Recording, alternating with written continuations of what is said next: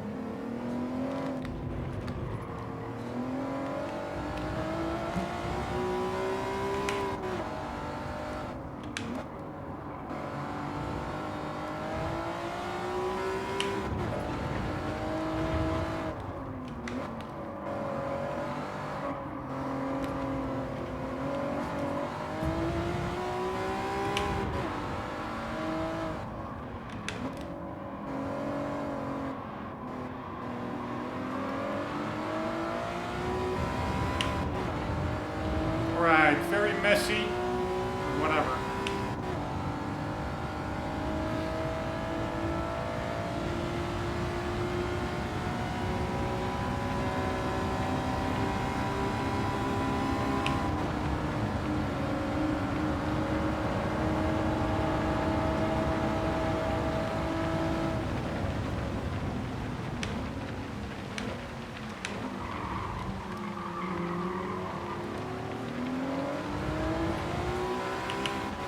God damn it, should have gotten in.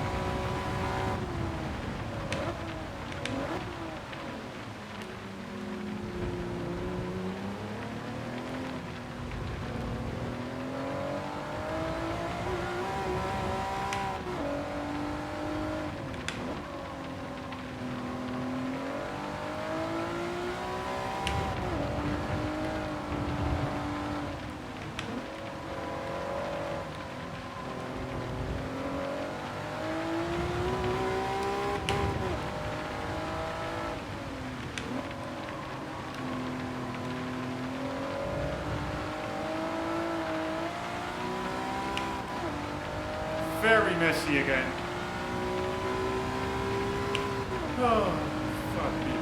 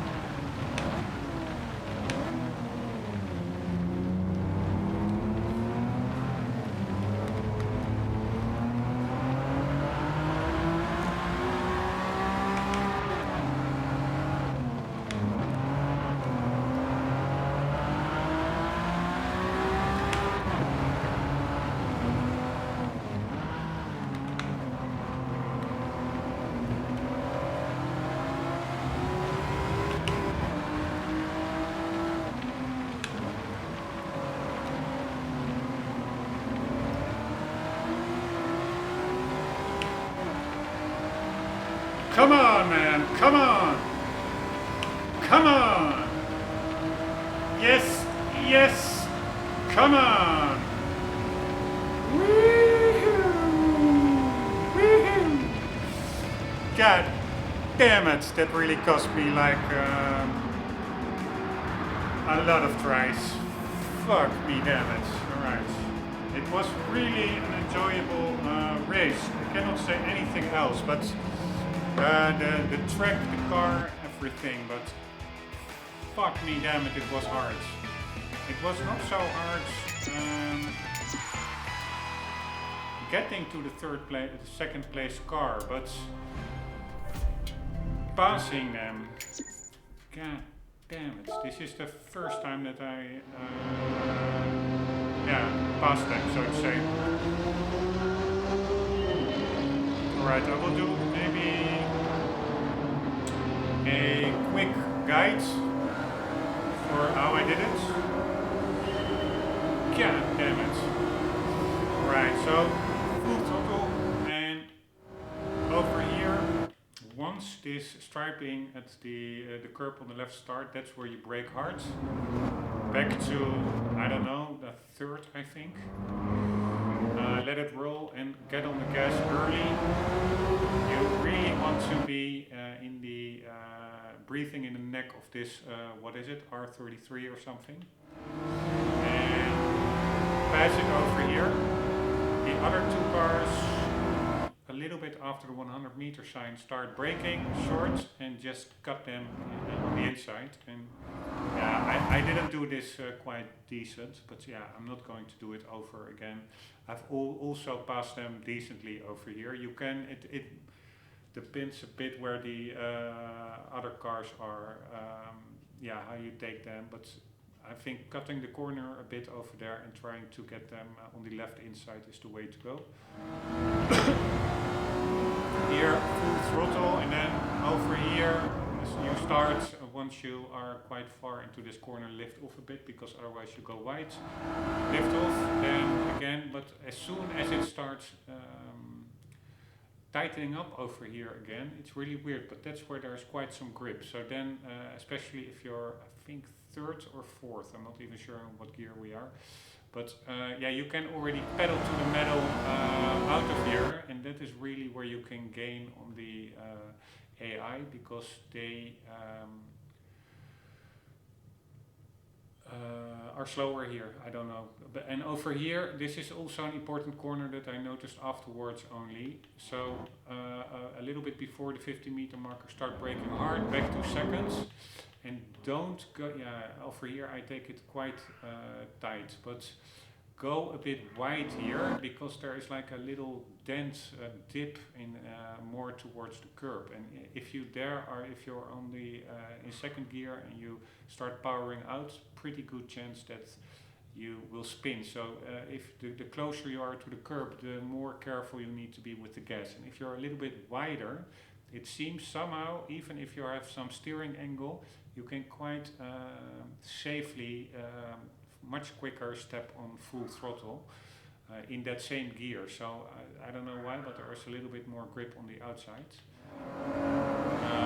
I totally screw it up here, but that is really important.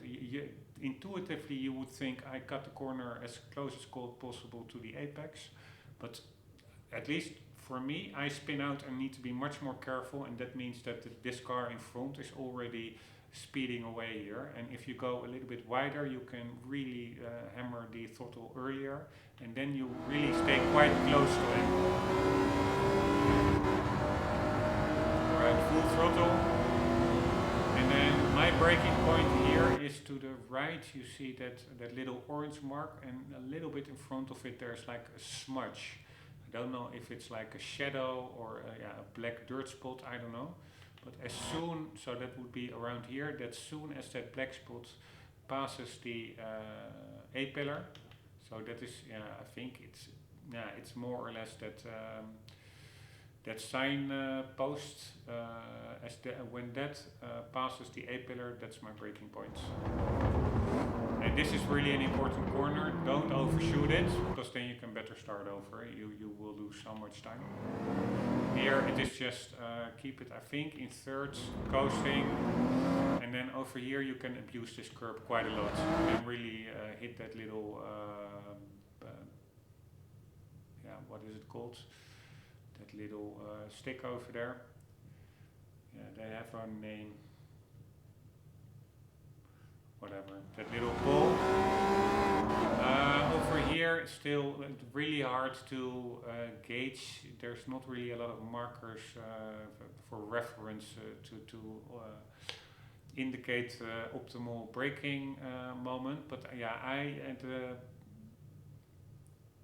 A pillar, you see that curb to the right, you see that starting, and that starts to cross the A pillar. That's a little bit where, yeah, basically where my braking point is. You don't need to brake a lot, just a little bit, screw some speed off, turn in, and really already half throttle over here, because cars AI is quite quick here as well. Keep up with them. So yeah, straighten up the car, and over here don't go on the throttle too early, because there's also some elevation changes here that unsettles the car. You can spin out, but you can be quite aggressive and get on the throttle here. So you can also ride this green part left of the curb here. So if you're like not totally straightened out, then just ride that green part as long as you can hit full throttle and keep up with these guys. Here, as once the curb to the left ends, that's where you start lifting a bit and also braking. And yeah, I totally screw up this corner. It's also, of course, because of the placement of the AI cars. But normally you go a little bit wider through here. And then, yeah, as soon as possible, the throttle. Over here, this is indeed also a little bit my braking zone. And coast in here, try to really hit that curb on the right, the apex, and then as soon as possible try to straighten out and full throttle out of here, because this is the start of the long straight. So any extra speed that you gain here, you will carry it all the way over that very long straight, so that really makes a big difference in time. Normally you really want to be close to that Mazda after the first or in the first lap at this point of the race.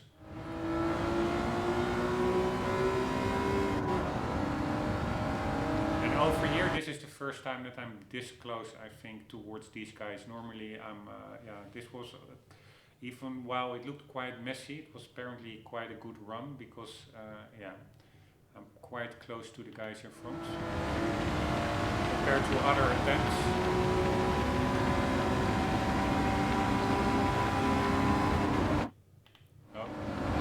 Just slipstream and slingshot past them. And over here, when you are going full speed, once you hit just before the 200 meter board disappears, I would start braking. And I don't know why I didn't outbrake this guy. Yeah. Alright, full throttle. And again at the 100 meter sign, start braking a bit. And really try to abuse that curb also a little bit. Really try to take a straight 45-degree angle through this kink, so to say. Oh, button. And over here again, third, fourth, I guess. A little bit of coasting, and as soon as it tightens up, really try to open up the throttle. Here the AI somehow is a bit slow. And again here at 50 meter sign, start braking hard and take it a little bit wide over here, like really the right side of the track. In my view, you can you can sooner get on full power, which again is important because there's quite a long, it's not really a straight, but it's a full throttle section after this.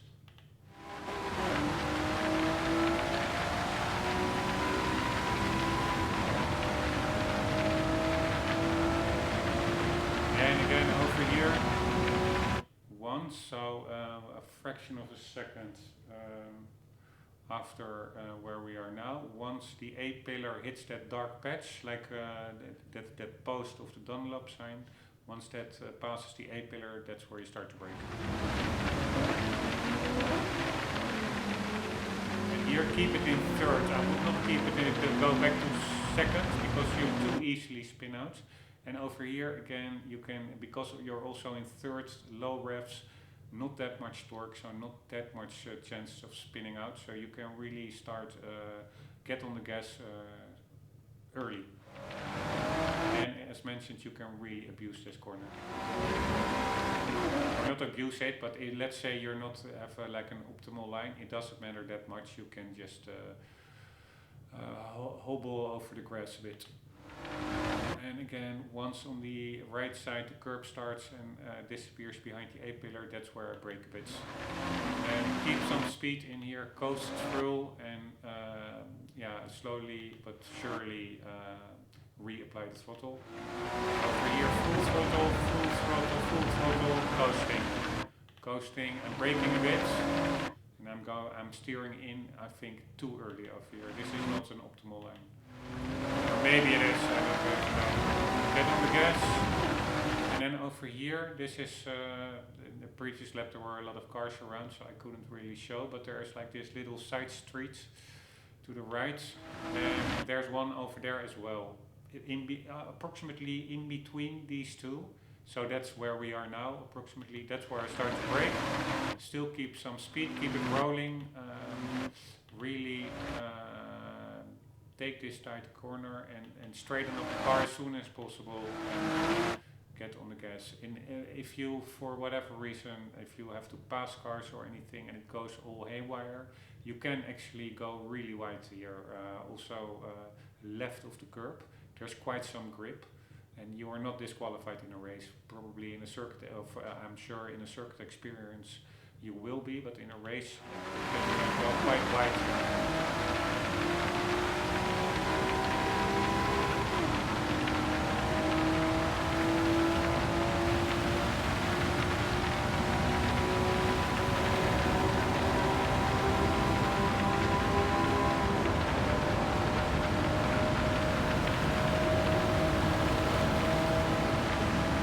Alright, 200 meter sign, braking. Back to, I don't even know how many gears this car has. I assume 5, not 6. It's a pretty old car, so let's count that. Alright, 200 meter sign, braking and gearing back, so let's assume we are in 5th gear. 4, 3, 2, 2nd gear. Yeah, maybe it is 3rd gear and the car does have 6 gears, I have no idea. Let's check it out. I'm not even sure what year this NSX is. Series 1. NSX gearbox.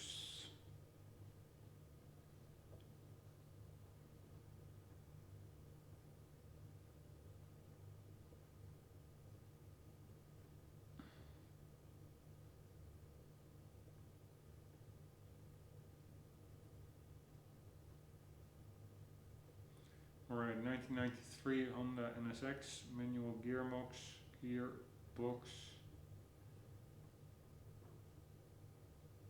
Holy shit, there's one for sale here. 67,000 pounds. It's not that much, I would say. It features a 5-speed manual transmission.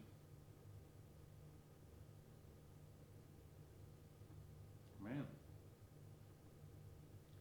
I thought those cars would be much more expensive. I mean, it is money, of course, and this is for sure not the best example, I think. But still, it's a Honda NSX. Anywho, 5-speed gearbox. So yeah, probably I'm in second gear over here.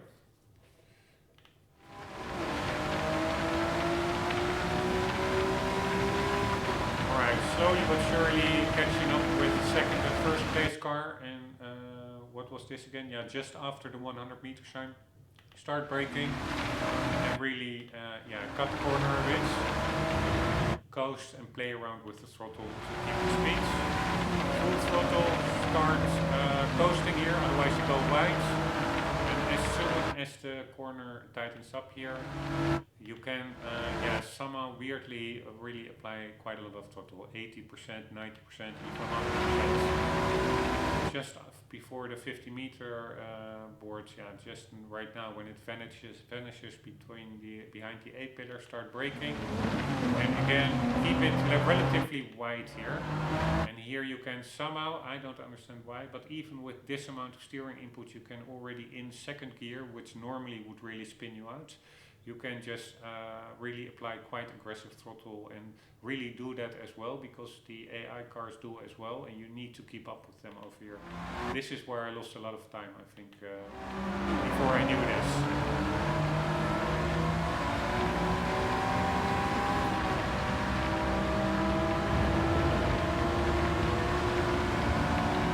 And again, the post of the Dunlop sign, this Pierce braking zone. Braking points.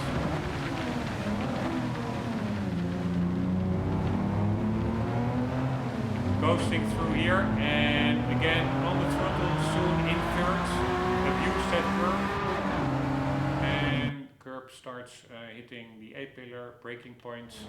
Quickly keeps up speed, goes through, and full throttle. And once the curb ends, coast a bit. Yeah, just figure out, also depends a bit where the other cars are, of course. Get on the gas, and here in between the two side streets to the right is the braking point. Shave off some speeds and turn in and really try to get on the gas as soon as possible. Straight behind. And I just barely had enough. I could also probably make use of the slipstream a bit, but had enough room to pass this car before the start finish. That's pretty happy with that. I really wasn't sure whether it would work, but it worked. Pretty epic. Because the start finish line actually is also quite a bit before that sign you see. Before the starting signs above the track. This is where the line is. So yeah, I did have enough. I think I'm already ahead with car length or something, but yeah, this really was a close race, and I don't know by head, but I would not surprise me if it was 50 to 100 attempts for sure. Maybe even more. Right, now let's watch the outside replay. For me, really nostalgia. Fuji Speedway in a Honda NSX. Super challenging race. This really is Gran Turismo for me. Yeah, that. Also pretty cool that the AI cars, they're pretty much tuned. They have some spoilers and stuff. Really cool.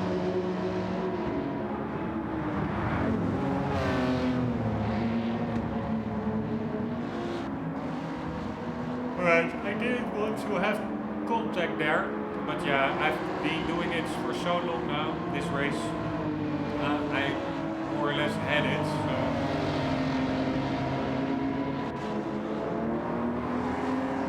A little mistake here or there. I'm not going to start over for that. Man, it looks so good.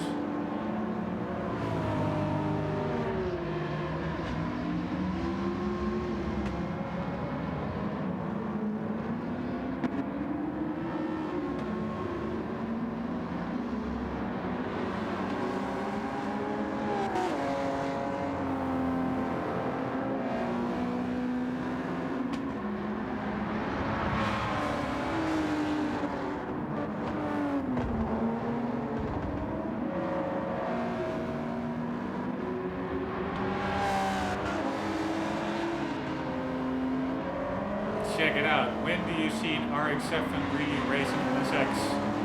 Only in Gran Turismo.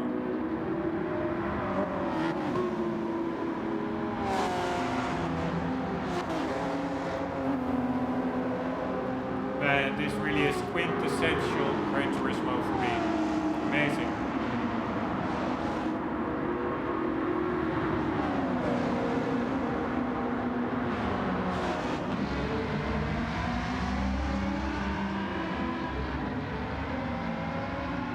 That was a pretty cool move, I must say. Getting the grass there.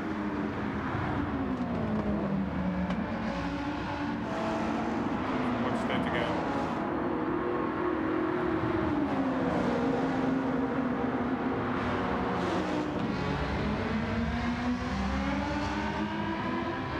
Jumping from left to right, trying to take the insides, didn't work.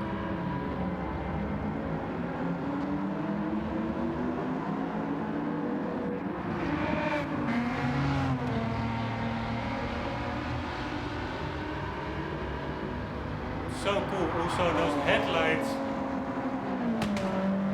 with different color codes. Older cars are more yellow, modern cars more white lights. Really cool.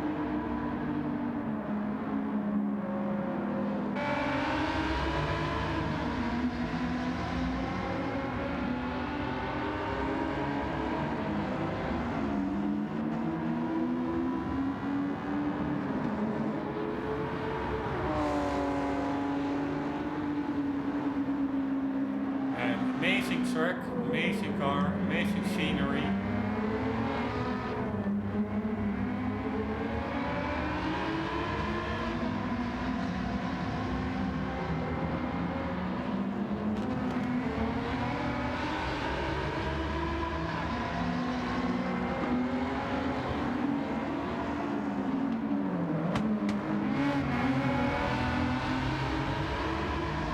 And really quite a technical section at the end. Taking all kinds of lines here.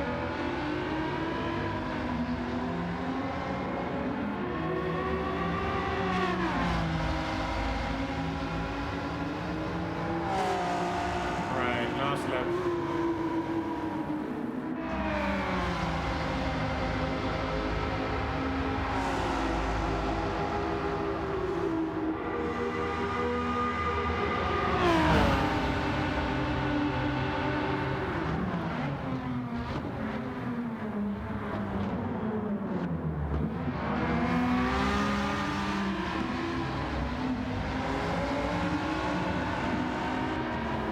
I do have to say, really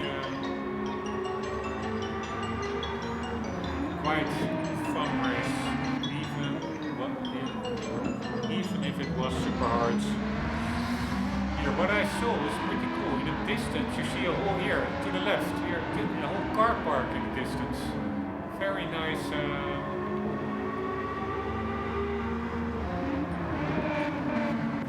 Background shots compared to what we had before in other earlier Gran Turismo games. Pretty realistic, that car park. Right, suddenly I don't see it anymore.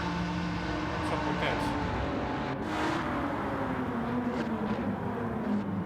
Here it was. Right? No, now it's suddenly gone. What the hell?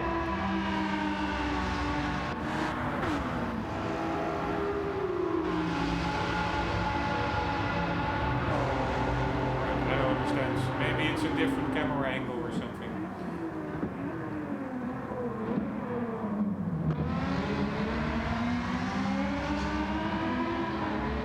Ah, no, there it is. Really looks quite realistic. It's probably just a flat texture, but looks really good.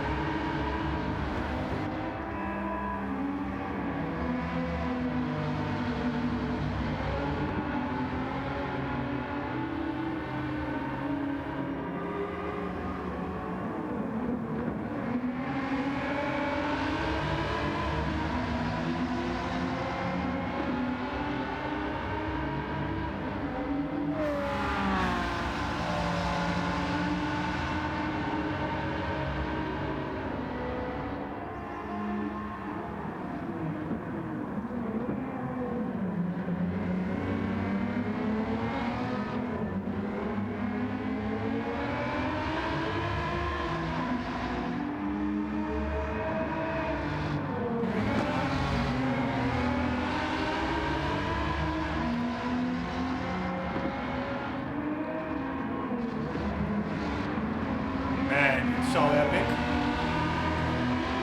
Also the fact that I could win this race like 20 meters, 50 meters before the finish line was pretty cool.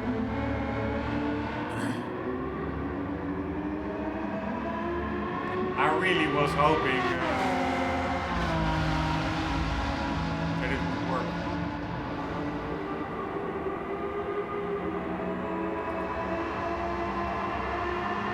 Man, it was even closer than I expected. It was not even a full car length, it was half a car length. I think. Let's check that out.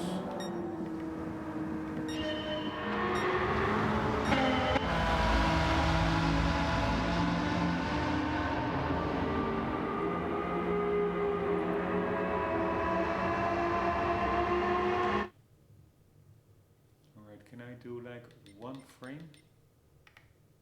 Yes. This is pretty damn cool. And then we go like so. And we walk around. Ah, no, it is a car length. But god damn it, this was a cool race. Super hard, but what a nice car, very easy to control. It slides around, but it's a nice combination between not too much power and quite quick. You can control it, it's just amazing.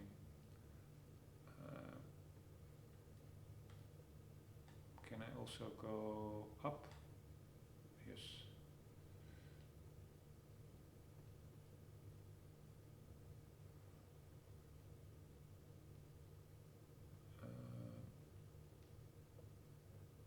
Make this a picture like so,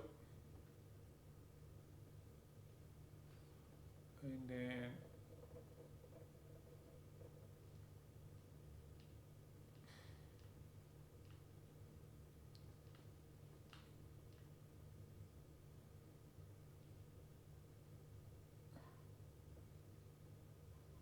yeah, for me it looks pretty good. EV. Nope, all fine by me for now.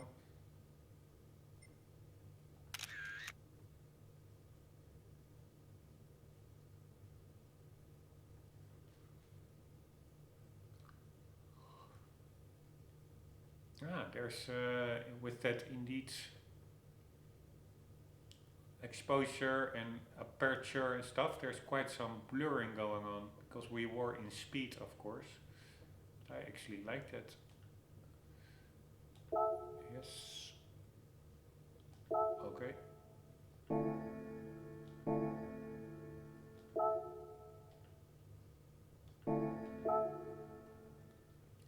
And that about wraps it up.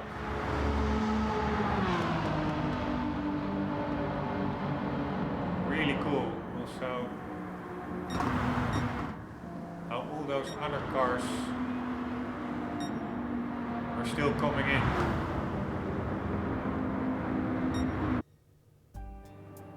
Really cool. Anyways, guys, that was the last race of menu book 18. Really challenging.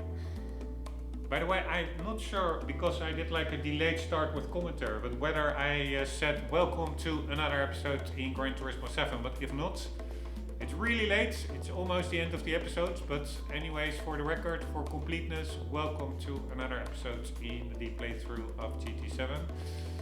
Right, let's go over here. Let's get our reward. Collection Nissan sports cars completed. Congratulations, you've got all 3 cars. This completes your Nissan sports cars collection. Once you've collected your rewards, I've got some stories to tell you about these cars. Yeah, here was I'm a little bit afraid of. Mount Panorama is now opened up, and once circuit opens up, I will do the circuit experience. But I've read that this one is really brutal, so probably some more frustration closely up ahead. But yeah, let's worry about that in the next episodes, because that's what we'll be doing. in the next one. And another one, Kyoto Driving Park, but I think that's a super easy one. Let's worry about that one after. Yeah, or I could also do Kyoto first, I don't know yet. Maybe it's nice for a bit of relaxation to do Kyoto, and then afterwards do Mount Panorama. But that will be in the next episode.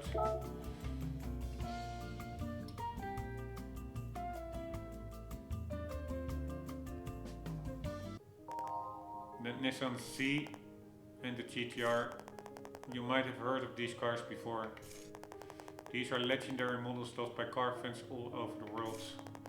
The Z33 is the 5th generation Nissan Z and it's great in both styling and performance. The R32 Skyline GTR is one of the great Japanese cars from the 1990s. It's truly a legend, having been unbeatable in top Japanese domestic touring car races. The Silvia is also a model that has been loved by countless fans over the years. Combining a powerful turbocharged engine with rear-wheel drive, it's also a popular choice for drifting. It's easy to see why Nissan sports cars have always been a mainstay of Japanese car culture. Yeah, but that's Z, that's not a 300Z, right? That's... Or is it just a Z nowadays? I don't know.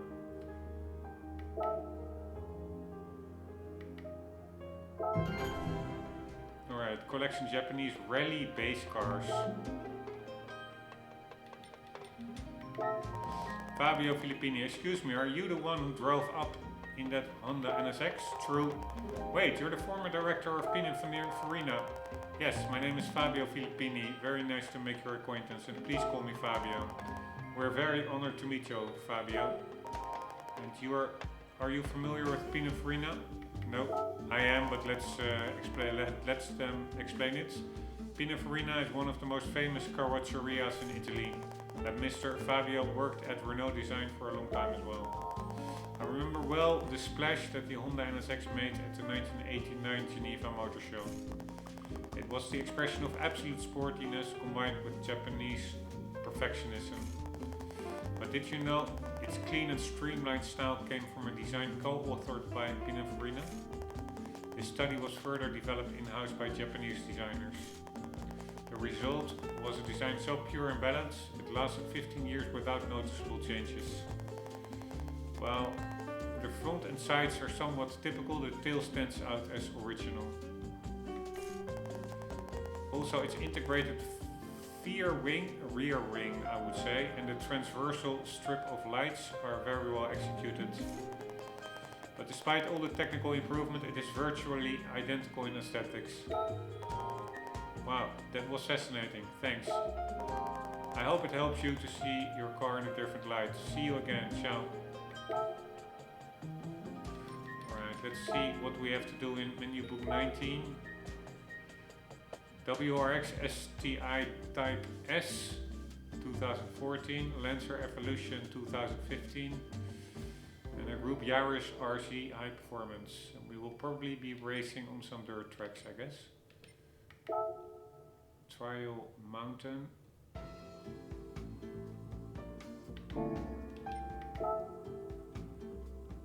Mount Panorama, no, it's not dirt.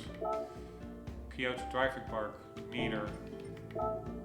And Trial Mountain is neither. So, alright, so we will be winning rally cars, but we don't need to race on dirt tracks to win them. Yeah, let's worry about this later, because we will be doing circuit experiences in the next episodes. Let's quickly see how Kyoto Driving Park looks.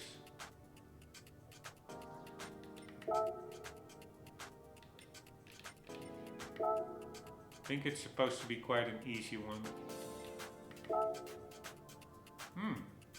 No, it still looks like a pretty full swing track, to be honest. Don't know how long it is. Maybe it looks bigger than it actually is. Alright, is there anywhere where it says the... This is just a full-size track. Isn't there anywhere where it says that